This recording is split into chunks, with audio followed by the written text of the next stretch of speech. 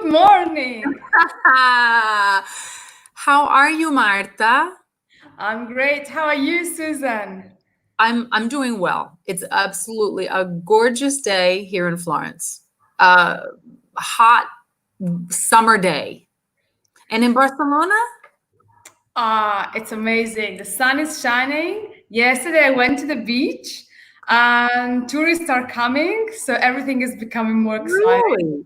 and more busy and busier, but we are doing great. Yes, And everything. so, if you don't mind my asking, before we start, I'm curious about this, and perhaps whoever's joining us here on our Europass Teacher Talk on Facebook Live, maybe they would be interested in hearing about this. So you said that you have some tourists in Barcelona.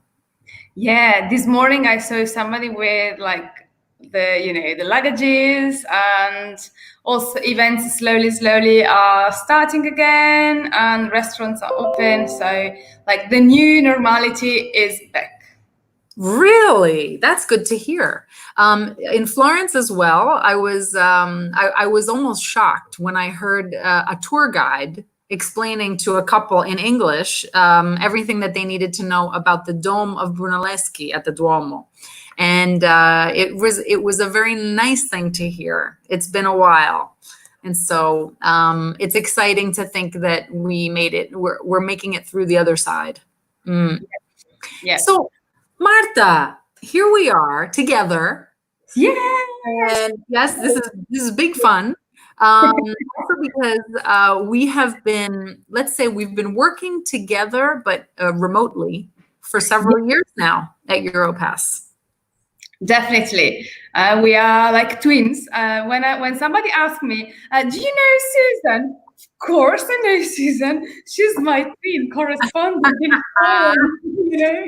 Exactly. That's when I think the first time we met, I said, "Oh my gosh, I think I have to absolutely go out for a drink with this woman because we speak the same language." You know what I mean? Yes. Synergy. Exactly. And of course, we've always said that David Baroni, our boss, is he has a good nose for hiring people. Yeah. Yes. And so we're here today to talk a little bit about a new service that we are providing here. It's part of our online services that we have developed now during the times of COVID. And it's called the Happiness Desk. And so we will be presenting that. First, before I jump in, we jump in and explain what the Happiness Desk is. I would like to let me introduce you, Marta. Okay, because there's probably people watching and they've heard of you, or maybe they've seen some of your teacher talks here on Europass on the Facebook Live. Marta Mandolini is a teacher trainer for Europass, and she primarily works in Barcelona. Occasionally, she makes a special, she's like a special guest in Florence, but most of the time she's in Barcelona, heading up our branch, our Barcelona branch of teacher training, and teaching wonderful courses that have to do with mindfulness, with positive psychology, life coaching for teachers. And in your background, you have a degree in psychology from the University of Florence because you are originally from here. Exactly. Yes.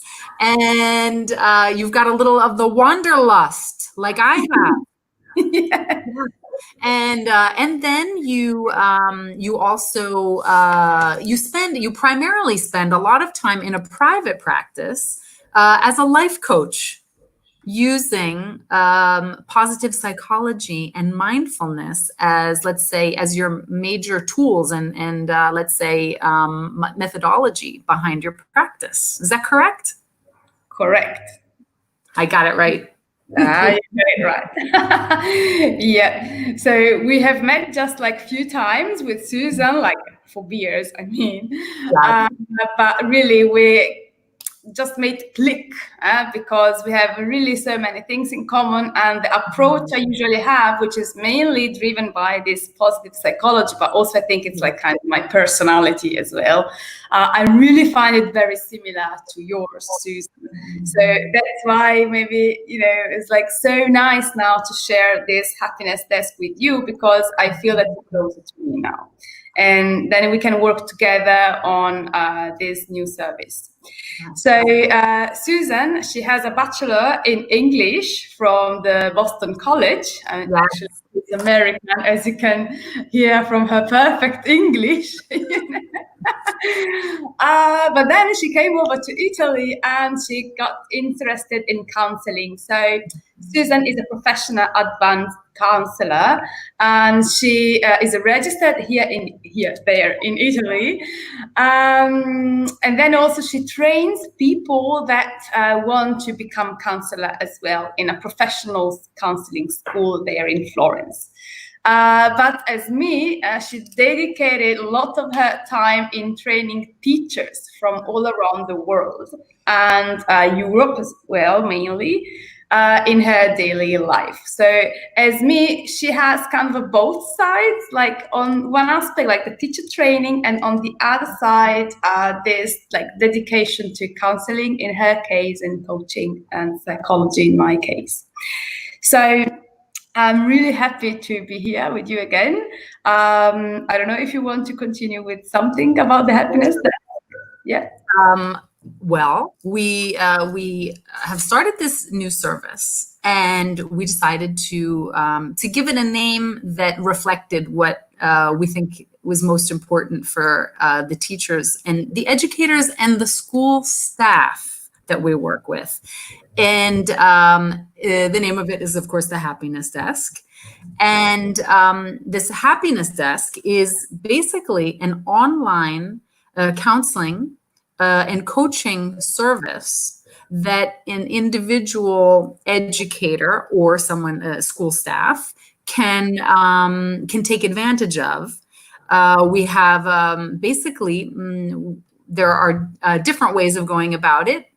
Someone could sign up for example, for 4 sessions or 6 or 10 50-minute sessions online, where we would be able to work with people individually on some of the questions, some of the struggles, and some of the needs that they have, that have certainly come up during our courses, Marta. I think you'll agree that working with teachers, especially our courses, which are very much focused on well-being, and on motivation, on creativity.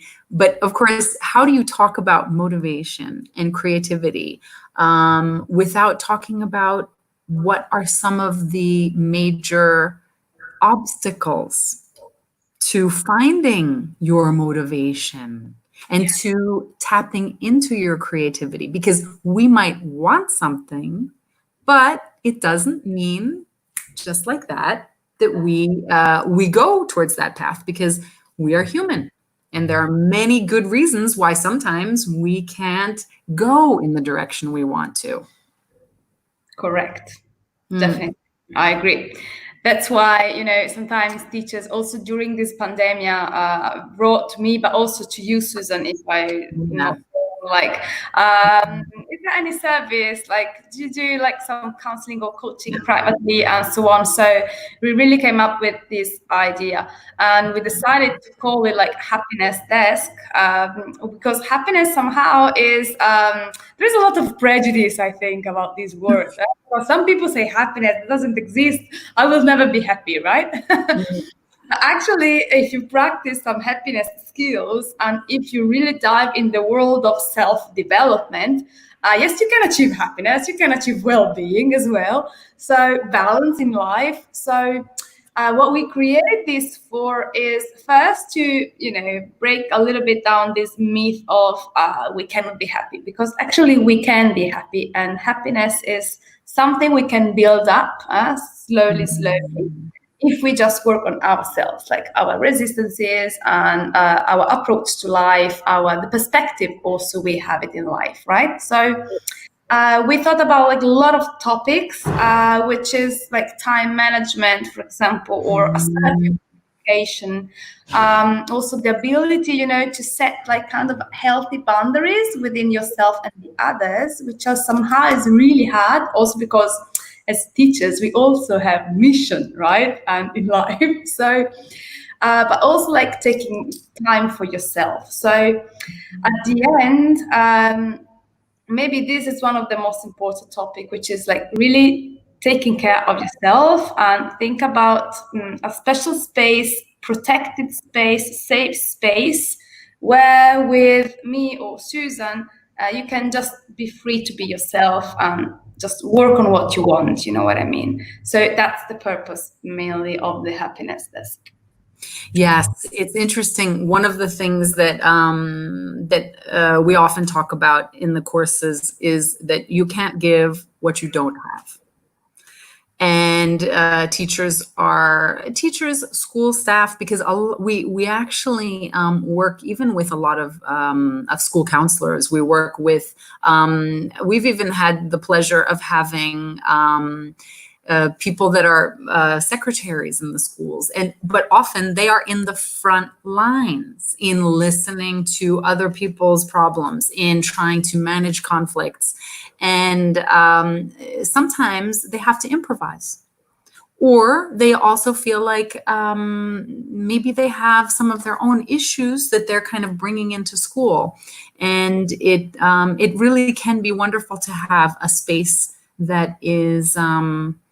We have a very active listening, empathic listening, and an ability to, like you said, just kind of kind of unload some of the things that that you're carrying to make some sense of it. Yeah. Definitely. And so this is interesting. I think, for the people who are viewing, it would be very interesting to hear a bit more about what is life coaching, and what does it involve? Yeah, that's a good question. There's a lot of confusion, I think, about this like big topic, which is coaching. Some people, they link it to the sport world, which is, of course, why? Because it starts from there. So, but then it's like somehow another stuff now, right?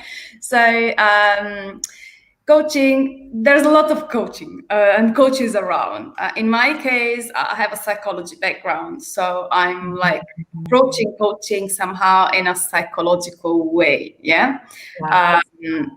And also, I follow the International Coaching Federation standards, both in the quality standards and also in the ethics standards. So for me, it's like coaching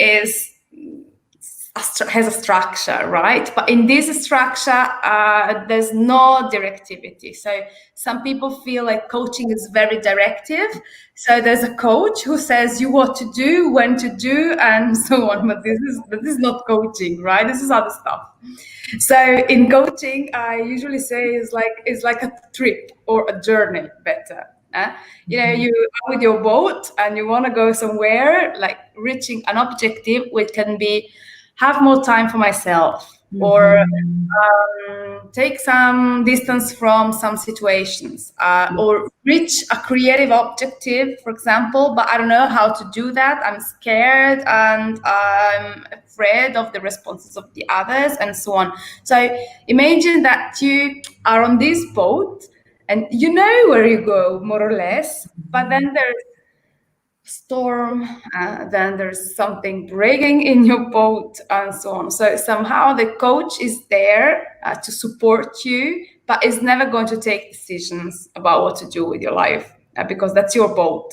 But somehow is mirroring your thoughts, your emotions. So somehow it makes you deciding with your own awareness. So somehow we are kind of activators of awareness, of all the resources, like both internal and external, that you have that help you in reaching your objective, but at your own time with your own ideas.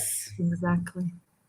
So there's really a lot of freedom in a coaching process, a lot of freedom and a lot of self-awareness and a lot of self-respect, I would say, and self-compassion. Like nobody's going to tell you how is going to be the speed of your boat towards your objective, because you know when it's time to go fast and not to go fast. I don't know if I'm but like, so coaching is like somehow creative process, reflective process, but the protagonist really is the client. And sometimes there are clients, they come and they have no ideas what to do. Like, I don't know what's my objective. I just know that I'm not fine. Okay, we will work from there.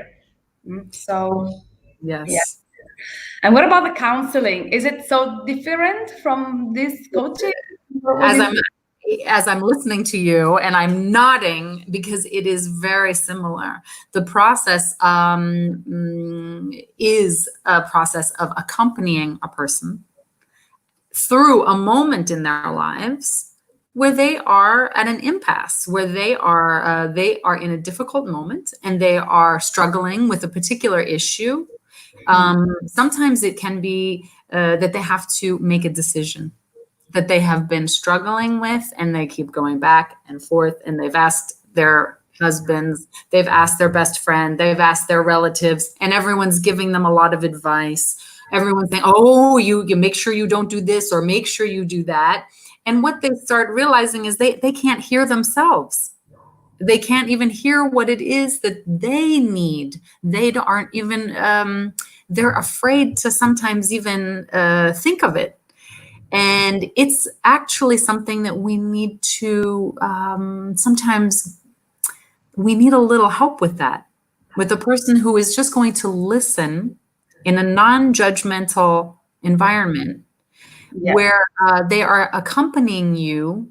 And I think you'll appreciate this. In counseling, a lot of my background was based on Carl Rogers. And in this very non-directive, client-centered approach. And another one of my one of the greats that I have in my mind is Winnicott.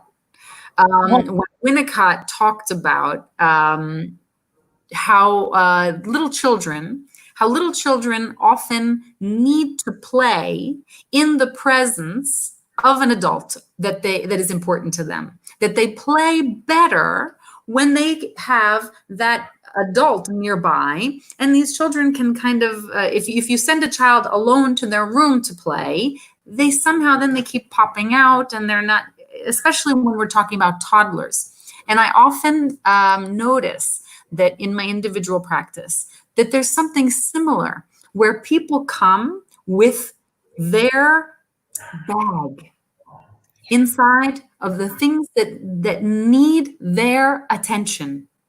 And they pull these things out of their bag with me, or you in this case, there to accompany them, to listen and to explore, okay, what is it that you need? And what resources do you have inside and outside to help you make, let's say, small, specific, possible steps towards where you want to go. And it's something that's unusual. Most people do not have that in just their everyday interactions, because we know, Marta, I mean, it's normal. Your friend has an opinion, or your mother has had an experience, or your husband thinks that maybe you're overthinking it. And it can be really very valuable to have someone there with you who understands that lots of times in these processes, you need some time. You need to be able to organize your thoughts and listen to your emotions. Yeah, I totally agree. Now there's a keyword is coming in my mind, which is like stress. It's like, if you are already stressed, you're just like putting over more and more things, just listening to other people and what should I do and what am I supposed to do, but like really reflecting for sometimes like, here, this is my space, and stress is okay if we take it from the good side, let's say. So it could be a great partner for a coaching session, or I suppose also counseling, because from there we can achieve greater results in the future. Doesn't matter the process you're going to take.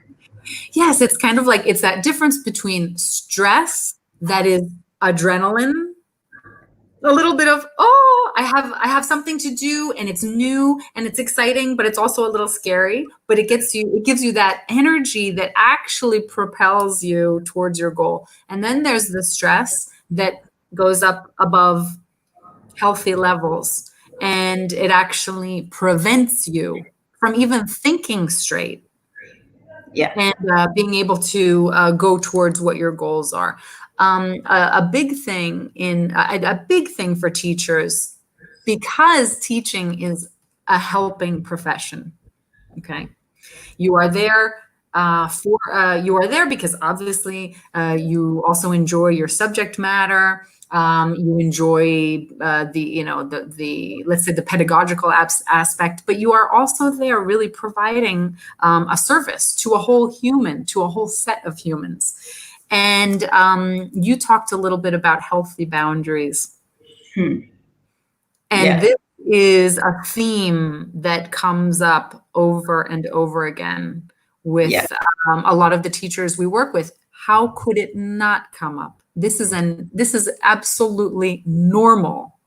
That an educator would be experiencing some difficulties with, okay, what is okay with me and what is not okay with me, or what is possible and what is not possible. But it's not so easy to hear that part of you that's kind of saying, listen, I can do this and this and this, but I can't go beyond that right now for whatever reason. And I think we need to give ourselves permission to think about these things. Absolutely. I agree. Giving yourself a permission, and also, sometimes like taking the courage into attending a self-discovery travel like journey. You know what I mean? Because this is also taking courage. Usually what I say to like both teachers taking part in my courses, but also my clients, is like, if you're already here, this is a great first step, because it means that you are aware that something here makes you feeling like uncomfortable and that you want to change it, so this is already a great thing. Yes, so there can be a great sense of relief. Sometimes it seems a little strange to start, and then I agree. And then the first 2 seconds, like, oh, I'm already better here, like I'm feeling better just thinking about next week coming again. So and then, of course, these sessions, this is something that an individual would do. And so it's not connected to their schools necessarily. And it's something that only the individual client, their confidentiality is obviously a big part of the process here, that anything that happens in a counseling or a coaching session stays in the session. Exactly. Yeah. So confidential, everything is confidential. Like your privacy is respected, like 100%. And also how the happiness desk works is one session, which is usually 50 minutes approximately, and once per week, sometimes once every 2 weeks at a certain point. And this is going to be online, so we can then discuss about what is your preferred tool that you want to use, like Skype or Zoom or whatever you prefer, really. The duration, we have thought about like 4 sessions usually, or 6, which is usually what I recommend, but also 10. So, and this can be attended by an individual person, as we were speaking now, but also if you are a group of colleagues that you want to do this process together, we can think to have a kind of a small group coaching or counseling for groups. But this is important that like people, they already know themselves. Like we're not going to take, for the moment at least, any group which is composed by people that they don't know each other, because of the language barrier, because of like confidentiality as well, and so on. So we're going to do that at least at the beginning, individually and for homogeneous groups. So groups that are about people that work in the same place, or people that they know already each other and they want to do this adventure, because it's going to be an adventure together. And that's because Marta, I'm going off topic a little bit, but one of my dreams, and I included you in this, was a teacher retreat. So someday when COVID is over, we found a wonderful place on Elba Island. Yes, where teachers like from the same school, could all come, and we would stay in a place on this island and have some lessons and some outdoor learning and some counseling and coaching. So we can't do that right now, and so obviously we have this as our means of communication. Definitely. And in general, this is going to be online. I don't know in your case, but I suppose yes. But in my case, if there's a teacher from Barcelona or Catalonia and they want to see me face to face, well, they're welcome. You know what I mean? Since our target usually is like all around the world, well, we prefer the online, unless you want to make us traveling, which is okay. That's always good. That's true, because if there were teachers in Florence or in the outskirts, in the province of Florence, that were interested, obviously I do counseling in English and in Italian, and I receive in my office here. Yeah, that's a good point. Actually, in case of Susan is English and Italian. In my case, it's English, Italian, and Spanish. Not Catalan for the moment, but Spanish. So yeah, that's another issue. Actually, it's important to underline. Yes. And so if someone is interested, what should they do? Well, they can click on the link that is going to appear soon in this description. And anyway, in our website, Europass Teacher Academy website, you can find all the information, how to book a session. And in case of a group with a secretary, you can discuss about how to organize this better. So yes, by contacting teacher training at Europass, you will receive the individual information and scheduling, pricing, and anything else that you might need to know. Yeah, great. Wow. So thank you so much, Marta, for embarking on this with me. And it's a wonderful way for us to pool some of this energy together and continue in this wonderful collaboration that we have going. And to all of the teachers that are with us, that have been with us. And we hope we will continue to see in our different branches in Europass. Please feel free to just inquire, to get some additional information. And we are here for you. Thank you very much, Susan, for sharing some time with me today. It was very nice to have this live chat together. Actually, it's the first time we're having this double chat in Europass Facebook chat. Yes, a lot of fun. It was really fun.